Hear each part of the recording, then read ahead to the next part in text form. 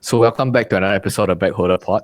Recently, actually, for those of you who haven't followed, Eric has a TikTok account. He has recently posted something, and I quote: "The difference between the average guy and the top 1% is the way they view failure. Average guy avoids failure, so he doesn't shoot for his dreams. Fear of failure controls his life. Top 1% guys keep plugging away at their big dreams because they understand it just takes one home run. Dream big and go for it relentlessly." Before Eric answer, my question is: did this come from a quote, or did you make up this one? I'm not so sure.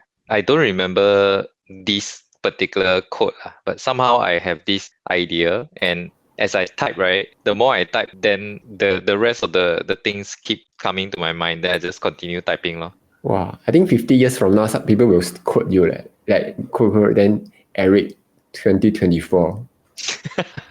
That's only if I become very famous. More likely people will quote Kelvin 2024 after you get your diamond play button. Can you explain this this quote? Very cheap, I also don't understand. What prompted me to write this, right, was I was just talking to someone on Facebook, Messenger.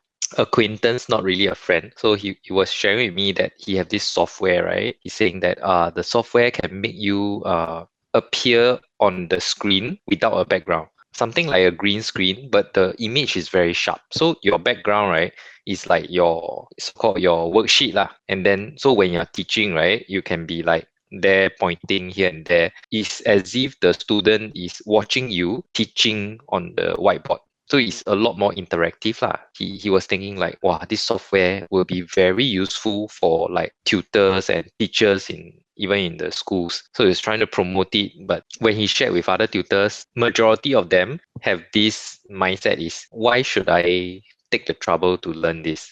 Like if it's not broken, why fix it? Like I don't see that it's so mind-blowing or what.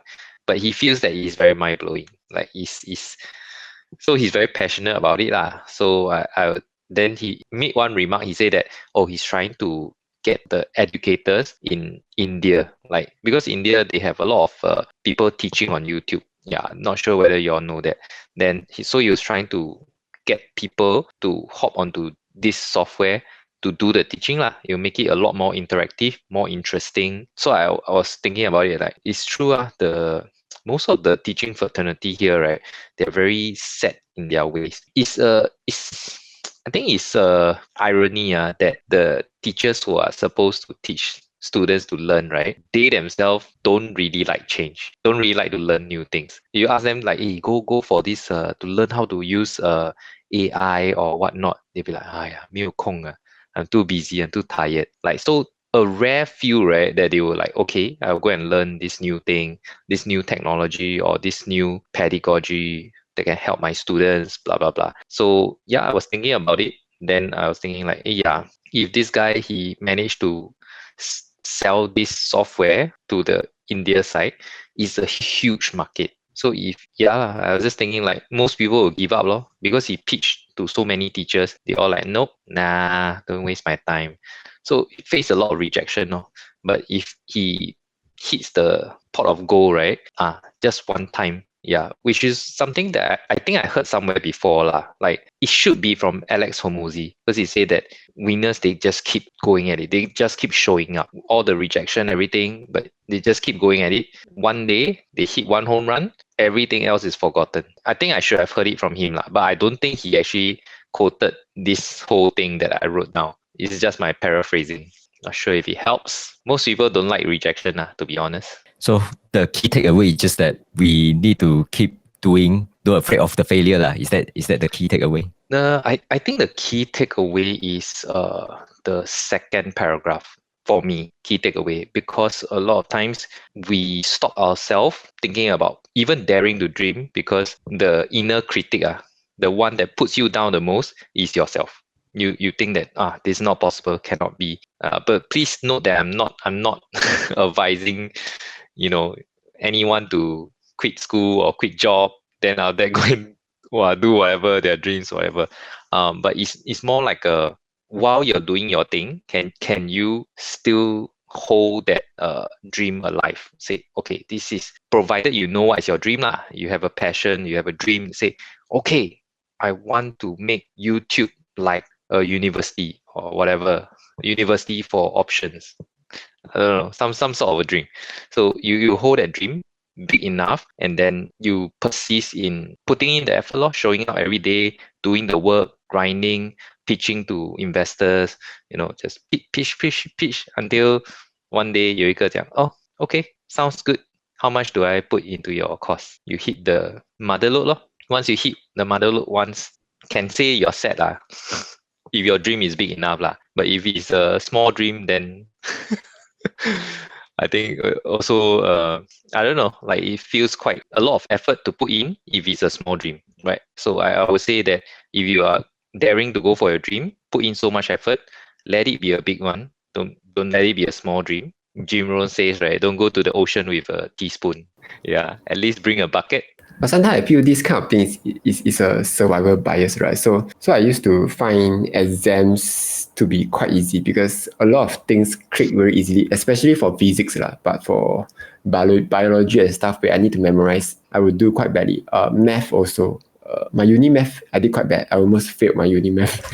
But for physics and computing stuff, I was quite good at it. So the thing, like to say you have to dream big, right? Sometimes if you're not capable in that area, you dream how big, I also think it's not possible to do well. Like for Eric, you say you transition from trader to teacher, then to tuition teacher, right? But it seems like you did not really encounter much failure throughout in this journey, right? Correct me if I'm wrong. I don't know whether you count 3 years of earning next to nothing as failure. But the way is they let you off, right? What? They let you off, or They let me off yeah. when I was a broker. No, I quit because I was earning next to nothing for 3 years. I don't know whether you count that as failures. And it truly is a very sucky feeling. Like you go to those kind of shopping mall, right? Like Vivo City, you literally pay like $100 to set up a booth there and watch everyone walk by. Like there's literally no one signing up, but you pay because they say, okay, you got to put yourself out there. Okay, lor, I believe. Then I pay them the rental.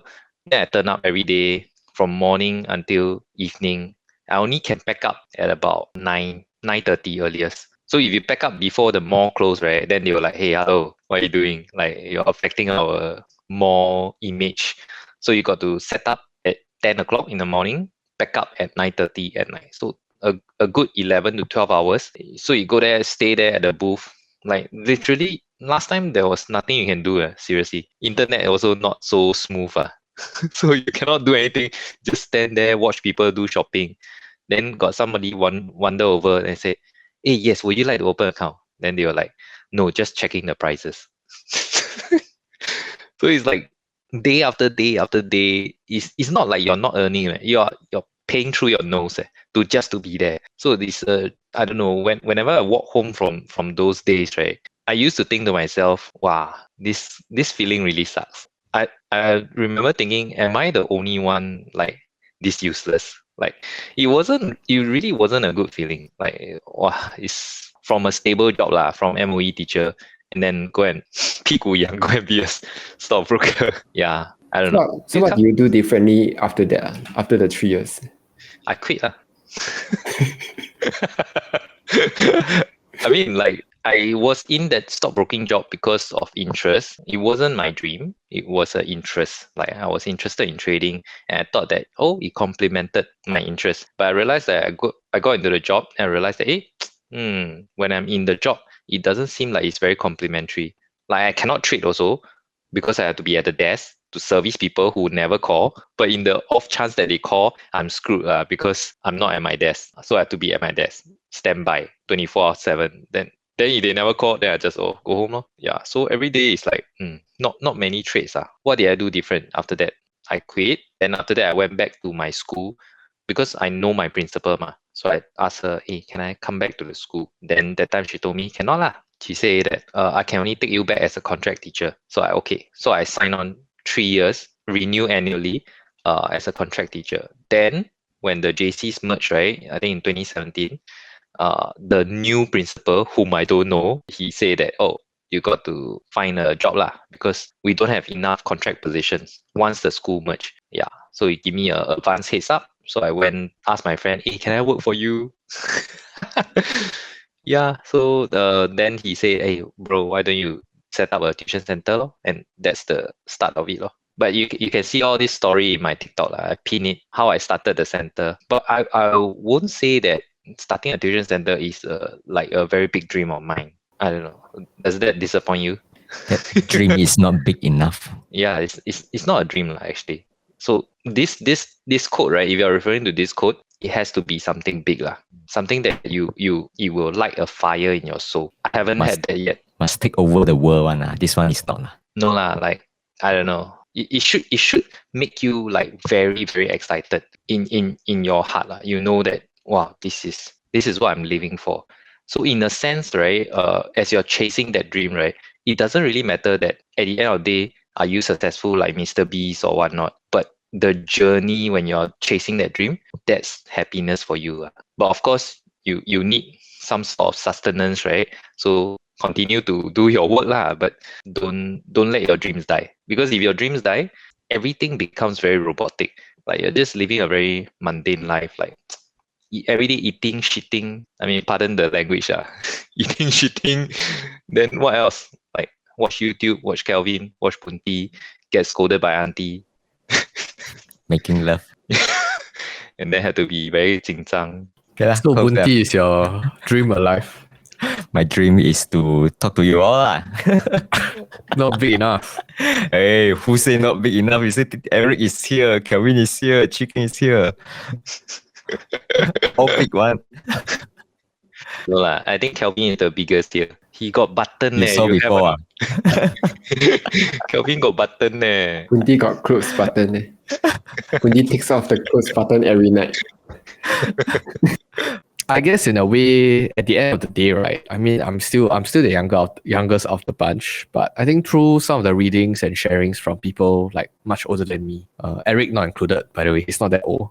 But I think through life experiences, right? A lot of times, in a way, people kind of regret what they don't want to try, right? Let's try to make this life an exciting one, lah. Don't walk away with too much regrets, lah. I guess that's my ending quote. Yeah, hope you guys enjoyed this discussion, and we'll see you in the next video. Goodbye.